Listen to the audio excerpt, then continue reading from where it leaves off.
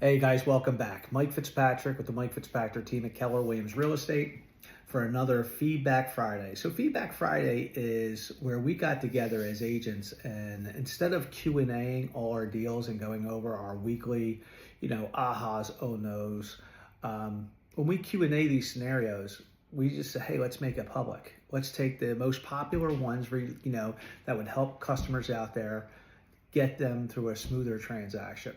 So today we have a lot to go over. Here are the topics. All right, so the 4 topics we're going to go over today is number 1, Mike, I'm getting beat up on offers. Maybe I should sit the summer out, wait till fall, and buy then. Second option is walkthrough issues. Going through the walkthrough, normal issues, damage to the property, or missing items. Third, Mike, we're selling and buying, but we want a system where we're not going to feel overstressed, about this. Maybe we should sell first. Maybe we should buy first. And then last, Mike, I'm getting beat up on these offers. I'm hearing people waiving their inspections. Maybe I should waive my inspections.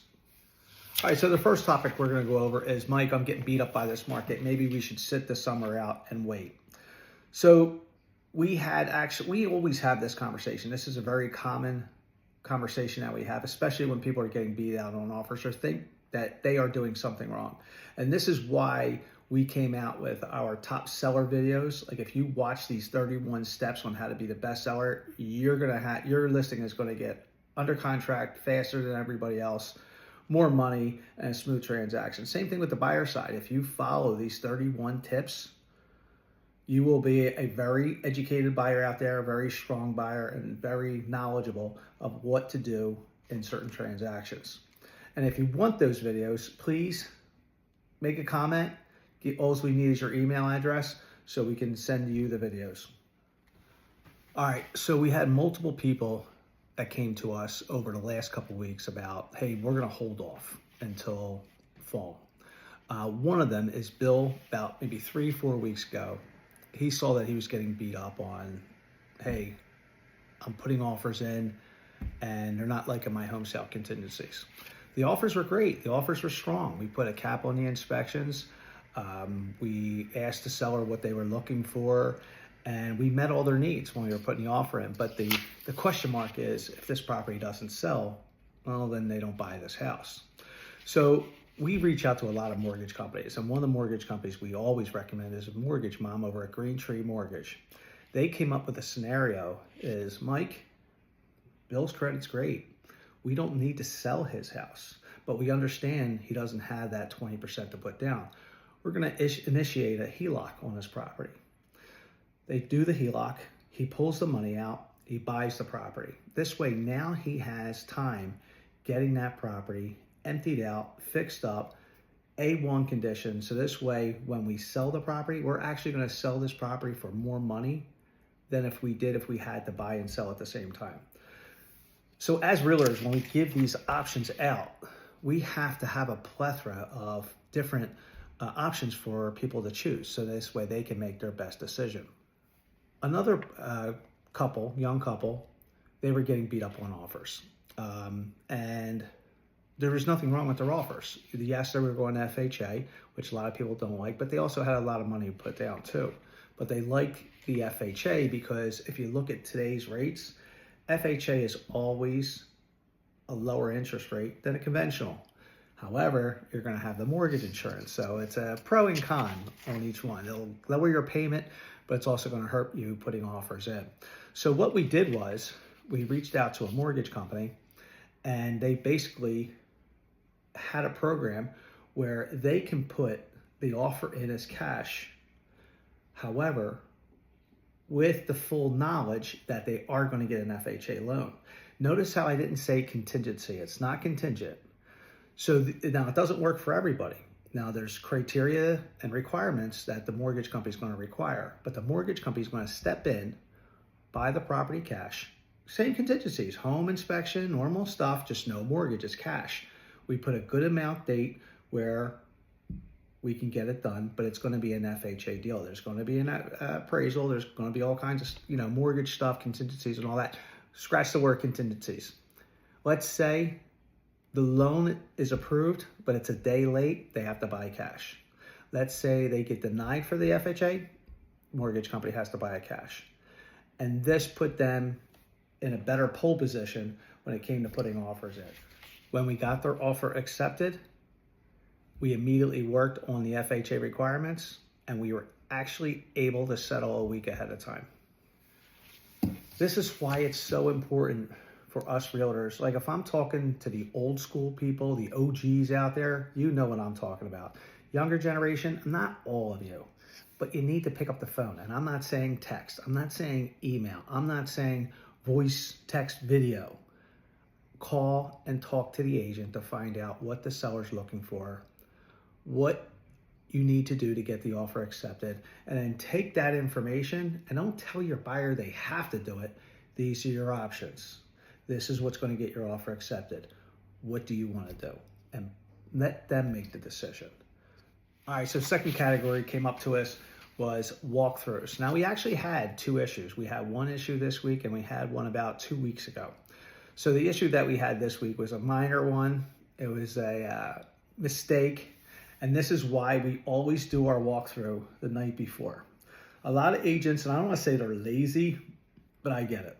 Hey, our settlement's at 10 o'clock. We're going to do the walkthrough at 9. What happens if there's something major?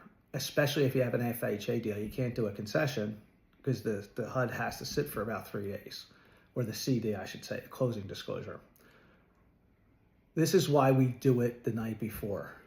And when we did go in there, there's a couple things we check for. Number one, to make sure the movers didn't do any damage to the walls. Now, we're not saying there's little scratches on the wall or little pinholes from the nails. We're saying major issues like big marks, holes, and stuff like that, stains on the floor. We're making sure that anything that was supposed to be left behind is there. And we want to make sure the utilities are on to make sure everything's in working order. The gas stove, faucets, shower heads, and stuff like that. So as we were going through, the one thing I noticed, there was no refrigerator. So of course my buyers are frantic, and I was like, relax, we got this covered. Immediately I reached out to the agent. He reached out to the seller. The movers accidentally took it, and they agreed that by tomorrow morning, the next morning, that refrigerator will be there and was going to be running. So does that mean now my seller's got to get up early, or my buyer's got to get up early to go out and check it? No. I actually went out there. We did a FaceTime. Refrigerator was on, running, and they were happy, and we went to settlement. But there's all types of issues that can happen during a walkthrough. So this is why it's important to do your walkthrough the day before settlement. Well, Mike, they're still living in there. That's fine. Still do the walkthrough. I don't care if there's stuff in there. I don't care if the movers are there. You're doing the preliminary walkthrough. You as the agent can get there an hour before settlement. You don't have to inconvenience the buyer. You can take a video. You can FaceTime them in there. Let them relax. Do your job. All right, so this is where your value as a professional comes into play. The third category that we're going to go over today is I have a client that is looking to buy and sell. But going through the initial meeting, they're all stressed out. They're, hey, we got to sell this property, then buy this property. They're all frantic. But once they saw our systems, after talking with them and they saw our systems, it was kind of funny. They get to see how it is on both sides of the page. What happens when an offer comes in when you're the buyer? What happens when an offer comes in when you're the seller? The appraisal issues, the home inspection repairs, and stuff like that. So they got it. And once they understood the whole real estate process, I got to pick and choose which systems of the Mike Fitzpatrick team best suited them.